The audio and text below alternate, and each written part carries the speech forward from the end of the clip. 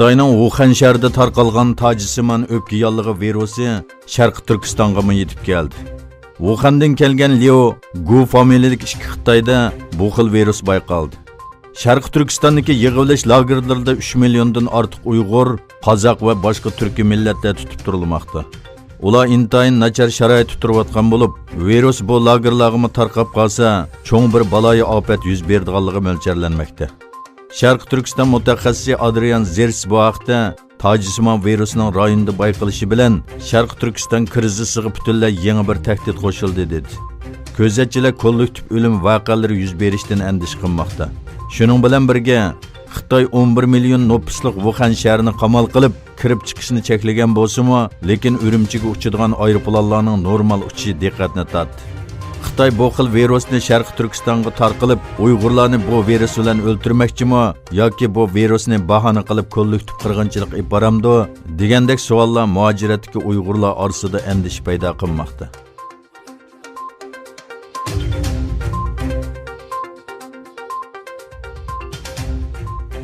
3 nafar Qozoq Qozog'istonning eng chong shahri Almatodagi Xitoy elchixonasi oldida navbatlashib namoyish o'tkazib, Xitoydan Sharq Turkistonda qamab qo'yilgan urug' tuqqanlari va boshqa qozoqlarni qo'yib berishni talab qilgan. Murat Qurbonov, Serik Ozibay va Baybolat Kunbolatulning 22 yanvarda bildirishicha, ularning urug' tuqqanlari va boshqa 3 nafar qozoq siyosiy turmaga qamalgan bo'lib, ularning orasida ba'zilarining Qozog'iston pasporti bor ekan. Ular Xitoy doiralaridan aloqador kishilarning oqibati va qo'yib berilganligiga doir tafsiliy uchurlarni talab qilgan.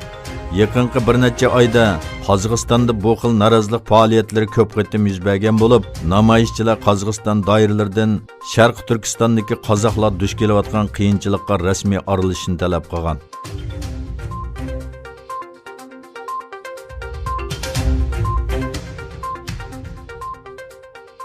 Janubiy Xitoy shahar gazetining xabar qilishicha, Xitoy doiralari Wuhan shahrida bayqalgan Tajikiston virusi sababli o'lganlar sonining 41 ga yetganligini, davlat miqyosida yuqumlanganlar sonining 1000 dan oshganligini bildirdi.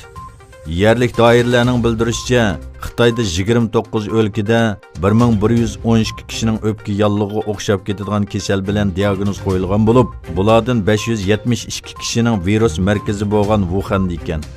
Hubey'de o'lganlar soni 39 bo'lib, Xebey, Xelonjangda 2 kishi o'lgan.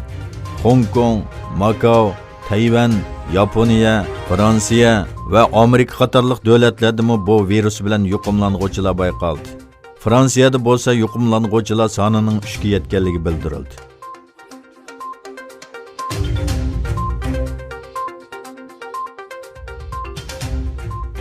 Angliya Bosh ministri Johnson Angliyaning Yevropa ittifoqidan ayrilib chiqish kelishimiga imzo qo'ydi.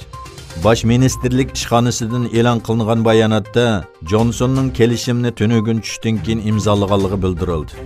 Yevropa komiteti va Yevropa kengashi raislarimi oldingi kuni bu kelishimga imzo qo'ygan. Kelishimning kuchga ega bo'lishi uchun Yevropa komitetida ma'qullanishi lozim. Yevropa parlamentining 29 yanvar bu kelishimni ovozga qo'yganligi ma'lum. Orqadan Yevropa kengashi bir yozma qaror ma'qullaydi. Angliya 31 yanvar Yevropa ittifoqidan rasmiy ayrilib chiqadi.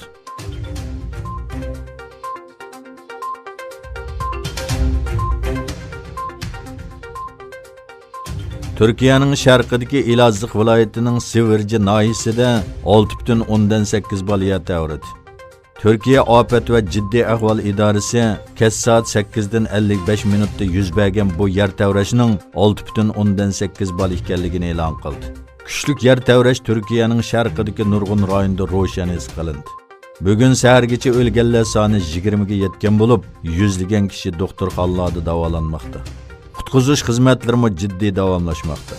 Bu yer tevrash xalqaroning diqqatini tortgan bo'lib, Yevropa ittifoqi tashqi munosabatlar vakili Boril bu vaqtda bayonot e'lon qilib, Turk xalqi, qurbonlarning oilalari, yaralanuvchilar va ziyonga uchraganlar bilan birga ekanligini, yaqindan ko'z tutib turayotganligini va hamkorlik ichida ekanligini bildirdi. Turk xalqining bu ofatdan eng oz ziyon bilan qutulishini umid qilamiz.